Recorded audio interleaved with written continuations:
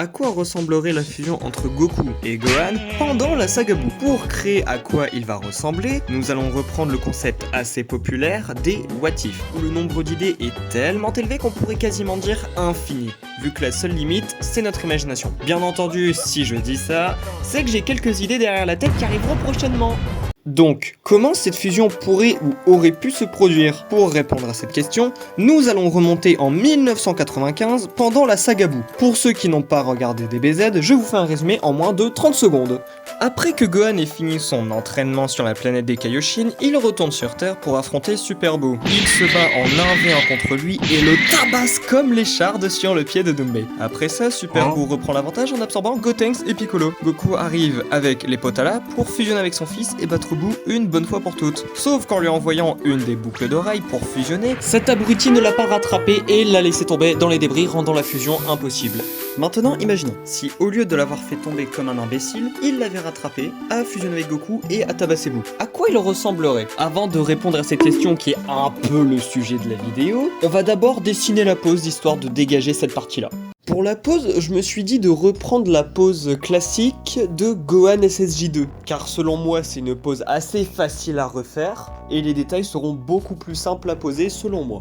Sinon, allez, un petit unpopular opinion. Je trouve que le développement de Asta dans Black Clover foudroie complètement le développement de Naruto dans Naruto justement. Dans les commentaires, envoyez vos unpopular opinions sur des licences en particulier ou n'importe quoi, mais juste un truc que vous savez où vous êtes l'un des seuls à penser ça. Sinon, pour retourner sur le dessin, la pose là que vous voyez actuellement, ce n'est pas totalement la même que sur le rendu final. Enfin, heureusement, parce que entre un stickman gonflé à bloc et un vrai personnage, heureusement que c'est différent. Tout ça pour dire que j'ai corrigé quelques petits détails.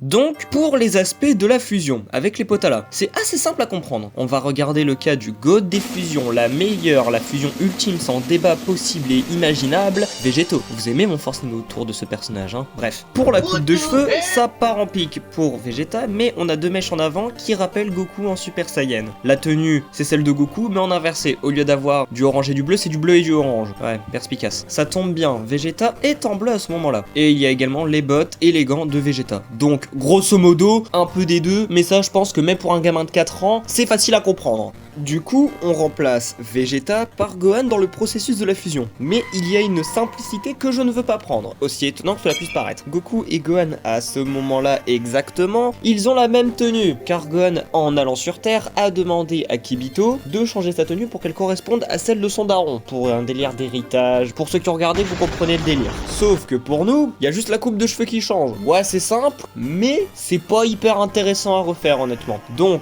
pour rajouter un peu plus d'intérêt, car sinon c'est nul, imaginons que Gohan garde la tenue des Kaioshin pour se battre contre Super Buu. Même si ce n'est qu'un petit changement dans l'histoire, qui n'a aucun intérêt disons-le, c'est un énorme détail pour notre fusion. Pour terminer, le dessin lui-même, je pense que c'est pour ça que vous êtes là. J'ai opté pour quelque chose de très original, ce qui rend la chose bien kiffante. Et pourquoi les cheveux ressemblent à la chiotte? Merci de m'interrompre, mais disons que sa hairline est incroyablement chelou. Mais c'est mieux ça que de devoir aller en Turquie si tu veux mon avis. Mais c'est compensé par une jawline qui aurait pu couper Dante vif d'un seul coup. D'ailleurs, je remarque que je fais beaucoup de Dragon Ball sur la chaîne, donc pour varier les plaisirs, je vais m'attaquer à d'autres licences plus ou moins connues. J'en ai déjà une en tête, vous avez peut-être déjà deviné. Mais vous pouvez également en proposer. Mais pour que je sélectionne l'idée, il faut que vous soyez abonné à la chaîne et que vous lâchez un pouce bleu. L'autopromo c'est fait, on peut reprendre tranquillement. Par rapport à la couleur de la peau, vous allez voir très vite, mais j'ai un peu foiré le dégradé de couleur. C'est l'une des rares fois où je fais un dégradé avec les couleurs justement, avec ce que j'ai, sauf que ça n'a pas donné l'effet que je voulais. Du coup, je remarque que là, on se rapproche plus d'un personnage complètement inventé, mais qui vient de l'univers de Dragon Ball, que une fusion entre Goku et Gohan. En revanche, pour les couleurs de la tenue, je trouve que j'ai vraiment réussi, et je suis très content du rendu. Vous allez voir, c'est magnifique. Je trouve que la couleur de la tenue Kaioshin de Gohan va parfaitement bien avec la tenue de Goku. Du coup, ça ressemble également à la personnalisation de la couleur d'une tenue dans Dragon Ball Xenoverse 2 pour ceux qui ont joué. En parlant de Xenoverse 2, est-ce que vous aussi vous êtes hype par le nouveau DLC? Franchement, Vegeta Black, c'est une très bonne idée selon moi. Et c'est encore un concept what if comme on fait actuellement.